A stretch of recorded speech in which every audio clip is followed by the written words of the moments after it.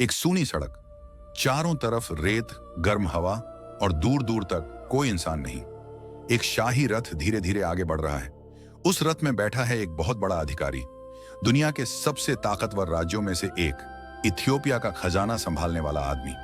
सब कुछ होने के बाद भी उसके मन में एक खालीपन है।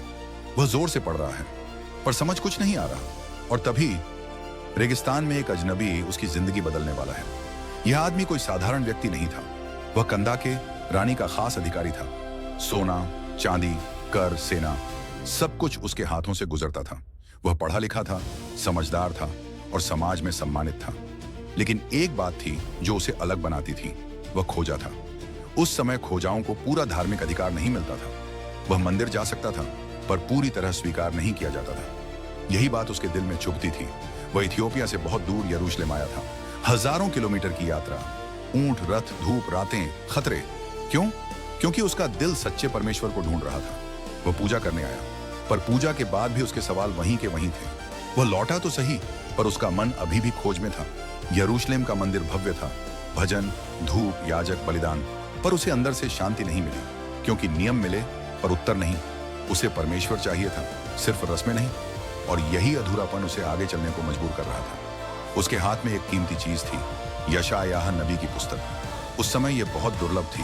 वह ऊंची आवाज में पढ़ रहा था। वह भेड़ के समान वध होने को ले जाया गया।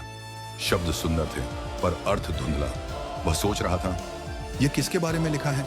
अपने बारे में या किसी और के? दूसरी तरफ था फिलिप्पुस, यीशु का शिष्य, सामान्य इंसान पर परमेश्वर की आवाज सुनने वाला। वह सामरिया में सेवा कर रहा था। लोग चंगे हो रहे थे, भीड़ थी, पर तभी एक स्वर्गदूत ने कहा, उठ और रेगिस्तान की ओर जा। कोई वजह नहीं बताई, बस आ गया। फिलिप्पुस ने यह नहीं कहा, रेगिस्तान में कौन मिलेगा, इतनी धूप में क्यों? उसने बस उठकर चलना शुरू कर दिया। कभी कभी परमेश्वर पूरा नक्शा नहीं दिखाता, सिर्फ अगला कदम बताता है, और वही कदम किसी और की जिंदगी बदल देता है। रेगिस्तान में फिलिप्पुस ने एक रथ देखा, आवाज सुनी, कोई पवित्र शास्त्र पढ़ रहा है। आत्मा ने कहा, इस रथ के पास जा। फिलिप्पुस दौड़ा। यह दृश्य थोड़ा मजेदार भी था। एक आदमी रथ के साथ दौड़ रहा है, पसीने में भीगा हुआ, पर दिल में आग। फिलिप्पुस ने रथ के पास आकर पूछा, जो तू पढ़ रहा है क्या उसे समझता भी है? सीधा सवाल, न डर न औपचारिकता। खोजा मुस्कुराया। उसने कहा, जब तक कोई समझाने वाला ना हो तो मैं कैसे समझूं? और यहीं से एक सच्ची बातचीत शुरू हुई। खोजा बोला, ऊपर आकर मेरे साथ बैठ। यह बड़ी बात थी। एक विदेशी, एक सेवक, एक खोजा और एक यहूदी प्रचारक एक ही रथ में। यह दृश्य उस समय की सामाजिक दीवारों को तोड़ रहा था। खोजा बोला, नबी यह किसके विषय में कहता है, अपने बारे में या किसी और के? यह सिर्फ बाइबल का सवाल नहीं था, यह जीवन का सवाल था। और फिलिप्पुस के पास जवाब था।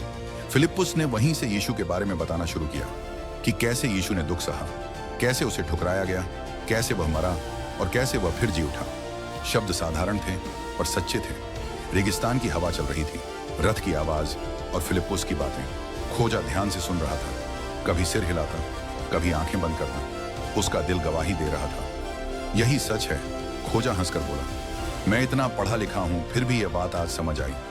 फिलिप्पुस मुस्कुराया, सच यह है, कुछ बातें दिमाग से नहीं दिल से समझ आती है। अचानक रास्ते में पानी दिखा। रेगिस्तान में पानी? खोजा बोला, देख यहाँ पानी है, मुझे बपतिस्मा लेने से कौन रोक सकता है?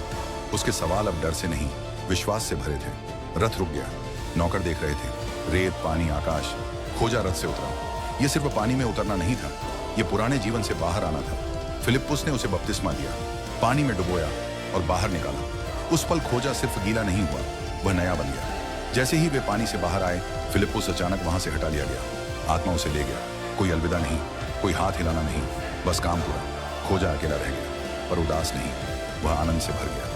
वह हंसते हुए अपने रास्ते पर आगे बढ़ा। अब उसके सवाल खत्म हो चुके थे। वह वही अधिकारी था, वही रथ, वही सड़क, पर दिल नया था। अब वह सिर्फ धन नहीं, सत्य लेकर लौट रहा था। परंपरा कहती है वह इथियोपिया में पहला सुसमाचार लेकर गया। एक आदमी, एक कहानी और एक बदला हुआ जीवन। परमेश्वर ने एक प्रचारक को भीड़ से रेगिस्तान भेजा, क्योंकि एक आत्मा भीड़ से ज्यादा कीमती थी। आज भी लोग पढ़ते हैं, सुनते हैं, पर समझ नहीं पाते। और परमेश्वर आज भी किसी फिलिप्पुस को भेजता है। कभी कभी जवाब गूगल में नहीं मिलते, वे रास्ते में मिलते हैं। क्या हम सुनने को तैयार हैं?